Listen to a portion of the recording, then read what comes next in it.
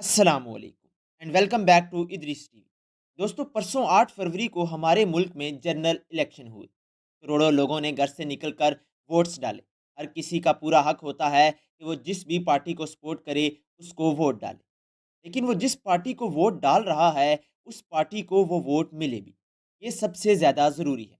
लेकिन अनफॉर्चुनेटली हमारे मुल्क के इलेक्शंस में कुछ ना कुछ ऐसा होता है जिस पर यकीन करना भी मुश्किल हो जाता है।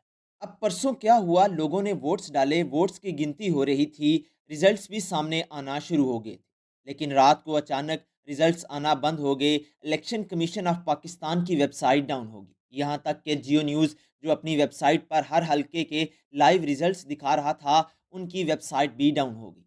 अब हो सकता है कि ज़्यादा लोड पड़ने की वजह से ऐसा हुआ हो, लेकिन अजीब बात तब हुई जब इलेक्शन कमीशन ऑफ पाकिस्तान बिल्कुल चुप हो गया।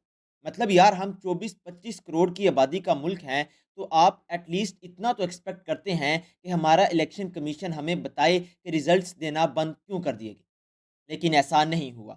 4 से 5 घंटों तक किसी को कुछ पता ही नहीं था कि हो क्या रहा है। उम्मीदवार जो इलेक्शंस लड़ रहे होते हैं, उनको फॉर्म 45 भी नहीं दिया जा रहा था। फॉर्म 45 बहुत ज़रूरी होता है। हर पोलिंग स्टेशन में जब वोट्स की गिनती पूरी हो जाती है, तो उस फॉर्म पर लिख दिया जाता है कि किस उम्मीदवार को कितने वोट्स मिले, कौन इस पोलिंग स्टेशन से जीता, कौन हारा। किसी भी उम्मीदवार के लिए फॉर्म 45 हासिल करना बहुत ज़रूरी होता है। ये एक सबूत होता है कि इस पोलिंग स्टेशन से इस उम्मीदवार को इतने वोट्स मिले। लेकिन वोट्स की गिनती पूरे होने के बावजूद पोलिंग स्टेशंस पर उम्मीदवार को फॉर्म 45 नहीं दिया जा रहा था। और दोस्तों, फिर कुछ इल्ज़ामात लगना शुरू हुए कि जो कैंडिडेट्स रात को 30-40 हज़ार की लीड से जीत रहे थे, वो सुबह हार गए। ये बात शुरू हुई रावलपिंडी के एक हलके NA 55 से, जहां राजा बिशारत को रात को 76,000 वोट्स थे, उनके मुकाबले में मलक अबरार के 36,000 वोट्स थे। यानी राजा बिशारत की 40,000 वोट्स की लीड थी। लेकिन सुबह कुछ अजीब हुआ।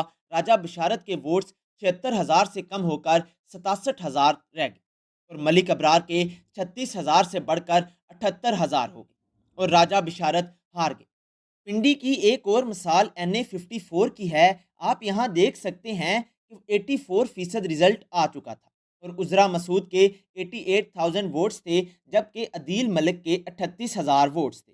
यानी उजरा मसूद 84% रिजल्ट्स के तहत 50,000 वोट से आगे थी। लेकिन फिर कुछ अजीब हुआ। अगले 16% रिजल्ट में उजरा मसूद के 88,000 वोट्स कम होकर 73,000 रह गए और अकील मलिक के वोट्स 38,000 से बढ़कर 85,000 हो गए और ये जीत गए। और एक और मिसाल पिशावर की है, NA 28 की। 76% रिजल्ट के मुताबिक साजिद नवाज के 52,000 वोट्स थे और नूर आलिम खान के 32, यानी कि साजिद नवाज को 20,000 वोट्स की लीड थी। लेकिन फिर से कुछ अजीब हो गया।